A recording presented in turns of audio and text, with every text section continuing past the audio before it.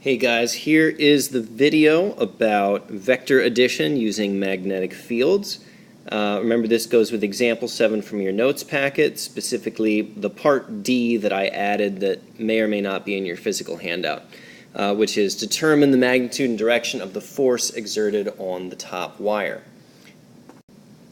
Before you go any further, or in the video, have your example packet out and pencil in part D if it's not there, determine the magnitude and direction of the force exerted on the top wire. All right, now a little bit of background before we start getting too far into it. If you've got two wires, just two wires, and both have a current passing through them, they're going to exert a force on each other according to two equations. Number one, each of those wires is producing a magnetic field, right?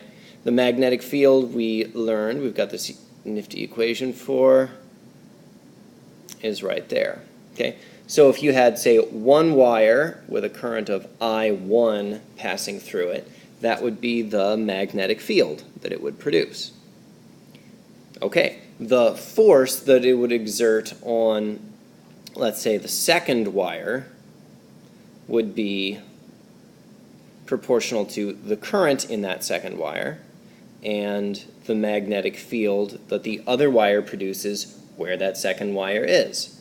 So after a little bit of rearrangement here, you're going to get this, right? Just subbing in this from above. Mu naught I1, I2, L. Because how much wire you have matters, right? Usually it's just going to be rearranged into F over L, force per length. Okay, so let me write that. That would mean that the force per length on the wire would be mu naught I1, I2 over 2 pi r. All right, now that's the forces that two wires exert on each other. And we considered the case where you looked at just what does wire 1 exert on wire 2, meaning wire 1 is what we said was producing the magnetic field, and wire 2 had a current through it in the magnetic field, and therefore a force was acting on it. You get the same result, though, if you switch everything up. If we say we've got a second wire, or wire number 2, let's worry about its magnetic field and the force that it exerts on wire number 1. All that's going to happen here is we're going to end up switching these. In other words, it's the same final answer, right? So both wires experience the same force because each wire produces a magnetic field that affects the other one. Now, in the example that you had in your packet, it was a little more complicated. You've got two wires on the bottom that are going to exert a force on the one on the top, and all the others exert a force on each other, right? It's, these two produce some sort of a magnetic field where this one is, and so they would exert a force on it. And if you recall, wires that pass a current in the same direction experience attractive forces. So all three of these would be attracted towards towards each other, and therefore towards the center of the triangle. The right-hand rule that I have shown down here below, it doesn't exactly jive with the picture I've got, but it's there for reminding you how it works. The current here is passing out of the screen as you're looking at it. So let me add on an image on top of this that's going to be a little more helpful in allowing us to figure out directions of magnetic fields. There you are. It's not found anywhere on the internet, right? So there's a corner of our triangle passing a current out of the page. The blue line is our radial vector. And, oh man, it's not a transparent image. Well, that's dumb. Well, whatever. And therefore, I could say the magnetic field around, let's say, this wire in the corner would look like, say, that. If I were, say, trying to find the magnetic field up at the top where the second wire is. Okay, and we could do the same thing for this one down here, right? Up where the top wire is, it's going to produce a magnetic field at that direction. So remember, the important details of that would be when you're trying to figure out your magnetic field at some point, draw your radial vector. Okay, so always draw it. Second, the field is always perpendicular to your radial vector. All right? And if you draw both of those things, you pretty much can't screw up the 90 degrees, I hope. All right, so there's our picture. Let me go ahead and show what that looks like. So here we have what it looks like when you put those two magnetic fields on top of each other, right? The field produced by I2, there it is, the field produced by B3, or by I3, at the location of where I1 is. All right, now if you want to add those two together to find the total magnetic field so that you can actually determine the force on I1, that's going to require some vector addition, because you can see they're not exactly in the same direction. They're at an angle relative to each other. But what you should also be able to tell is that, look, like they're both left-ish, so that means their leftward, their horizontal components should add, and their vertical components should cancel out. And it says in the prompt on the problem that the two currents are equal, so that would mean that the y components are the same. Now, at this point, you have to figure out what that angle is so that you can do like the little bit more math that you got to do with this. So let me draw in a couple more lines here.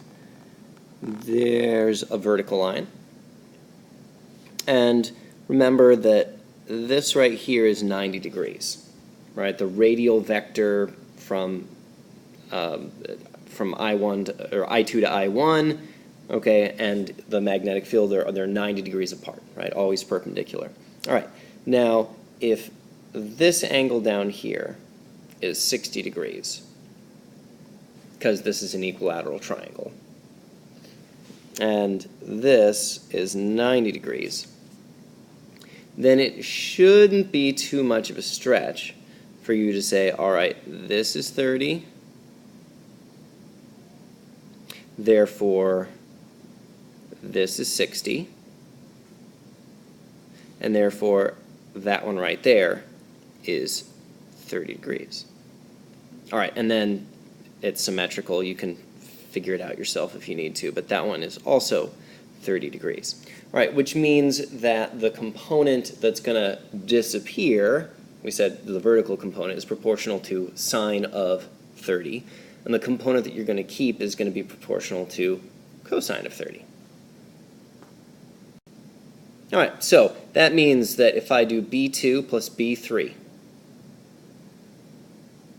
the component we're going to keep is the horizontal component, and each one of those fields has a magnitude of mu naught I. Oh, that's a terrible mu naught. Oh, gee, I can't even look at that. Let's try that again.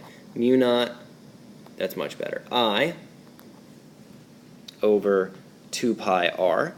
Now, I didn't label sides and stuff, but let's say that one side is L, okay? So instead of R there, we'll say it's L.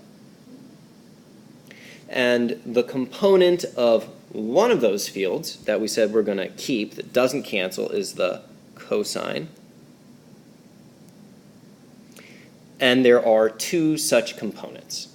So that I just wrote is the x component. Technically, I need a negative sign there because they're both leftwards.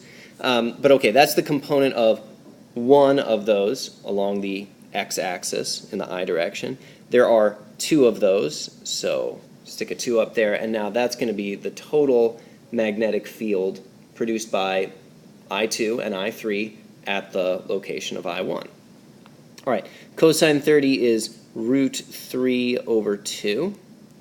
So that means that the total magnetic field there is mu naught I, well, root 3 over 2 pi L. And it's in the negative I direction. So I didn't leave any negative sign I hat. All right, this could be less messy, but it gets the point across, I hope. I think it does. All right, so that's the magnetic field. Now, what is the force that acts on I1? Now, with a slightly less cluttered screen, whoops, that's not what I meant to do. Force equals ILB. Remember, the I here is the I1, okay, which I understand all three currents are given as identical in the question, but we got to be specific what we're talking about. In this equation, the force on I1 is proportional to I1. So if it were a different current, we would need to know that. All right, so that's I there, I1, L, and then B would be the magnetic field that we just figured out. All right, root 3 mu naught I over 2 pi L. Okay, so that's the force on it. The direction that it acts in, you're going to have to use your other right-hand rule for that. So remember, that means that you're going to point your hand, plane of your hand, towards your face, right? It's out of the screen. The direction of the magnetic field, we said, was left on your screen. So you'll have to rotate your hand and turn your fingers, and that gives you that your thumb is pointing down the screen, which fits with what we said earlier. If the currents are going in the same direction, they should be attracted towards one another. In other words, attracted towards the center.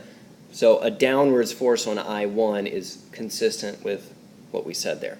Okay, so when all is said and done, we're going to get force per length is, meaning I'm dividing both sides by L to make it be force per length, since we don't actually know the lengths of these wires. Root 3 mu naught, we have an I and an I.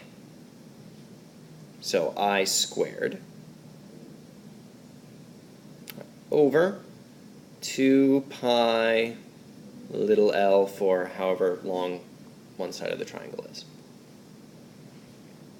All right, that's all I got. So I hope that video was helpful. The end.